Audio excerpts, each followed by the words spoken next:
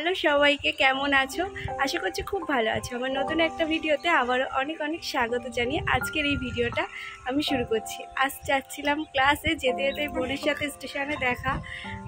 ও একই ট্রেনেই যাচ্ছে, ও যাচ্ছে পরীক্ষা দিতে। ও বসিরহাট নামবে, ওর বসিরহাটে সিট পড়েছে। আজকে কি পরীক্ষা তোর? আজকে মিল বাংলা। ওর আজকে বাংলা পরীক্ষা, মিল বাংলা পরীক্ষাটা। চলো যেতে যেতে তোমাদের সাথে আবারও কথা হচ্ছে। ভিডিও বানানোর কোনো প্ল্যানিং ছিল না, বাট ভাবলাম না একটা ব্লগ বানানো যায়।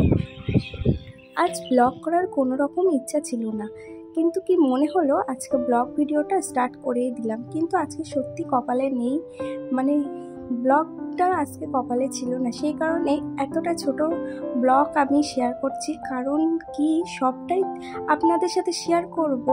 আর ট্রেনও ঢুকে গিয়েছে আজকে, যেহেতু মানে স্টুডেন্টদের এক্সাম, সে কারণে ট্রেনটা প্রচণ্ড ভিড়, তো কোনো রকম ক্লিপ নিতে পারিনি।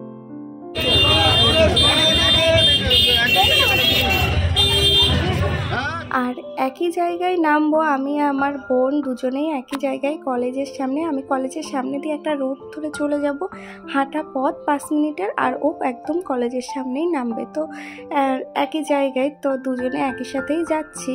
আর ও কিন্তু নেমে পড়েছে, এদিকে আমিও হেঁটে হেঁটে ক্লাসের দিকে যাচ্ছি।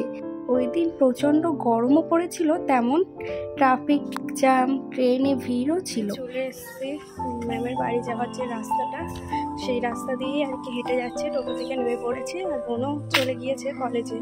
আমি আরও একসাথেই আসলাম, দেখলেন। আর এই যে আমি ক্লাসে চলেও এসেছি, 2-1জন মতো এসছে। আর ম্যাম এদিকে আজকে স্মোকি আই দেখাবে, সেটা দেখাতে শুরু করে দিয়েছে। দেখাতে দেখাতে তোমাদের সাথে শেয়ার করি কি হয়েছিল। আসলে আমি এই ক্লাসটার 2টো আই মেকআপ দেখিয়েছিল, তো স্মোকি আইটা আমি দেখেছিলাম, খুব ভালো করে প্র্যাকটিস করেছিলাম। বাট সেকেন্ড যে আই মেকআপটা দেখিয়েছিল সেটা পুরোটা দেখেছিলাম, বাট দেখতে দেখতে মাঝে আমার হঠাৎ করে তলপট থেকে উপর পিঠ পর্যন্ত পেট ব্যথা শুরু হয়ে যায়। আমি দাঁড়াতে পারছিলাম না। আমি জানি আমি আর প্র্যাকটিস করতে পারবো না, সে কারণে আমি ম্যামকে বলে তাড়াতাড়ি চলে যাই। তারপর লিপস্টিক শেড কীভাবে তৈরি করতে হয় ওটাও দেখিয়েছিল, বাট আমি দেখতে পারিনি। আমি টোটো ধরে হাফ দূর এসেছিলাম, ও বাইকে করে নিয়ে চলে গিয়েছিল, কারণ ট্রেন 1 ঘন্টা লেট ছিল। ও এসেই নিয়ে গিয়েছিল, আর এসে আমি ওষুধ খেয়েছি। ও ভাতও এনে দিয়েছিল, সেটা খেয়েছিলাম। আর তারপরেও ঠিক হয়নি পেট ব্যথা। তারপর সন্ধ্যেবেলার দিকে একটু রেডি হয়ে নিয়েছিলাম বাড়ি যাব বলে, কারণ বাড়িতে কেউ ছিল না। মানে আমার শ্বশুরবাড়িতে শ্বশুর শাশুড়ি গিয়েছিল, আমার এক বন্ধুর বোনের অপারেশন হয়েছে, তো সেখানে দেখতে গিয়েছিল। আর ও বেরোতো, আমাকে একা ফেলে রেখে যাবে না, সে কারণে আমাকে বাড়িতে দিয়ে এসছে। আর আমি এখন আমার বাড়িতেই আছি। আর বাবা আইসক্রিম এনেছিল, সেটাই আর কি খাচ্ছিলাম। আর আজকের মতো এই ছোট ব্লগটা এখানেই শেষ করলাম। ভালো থাকবেন।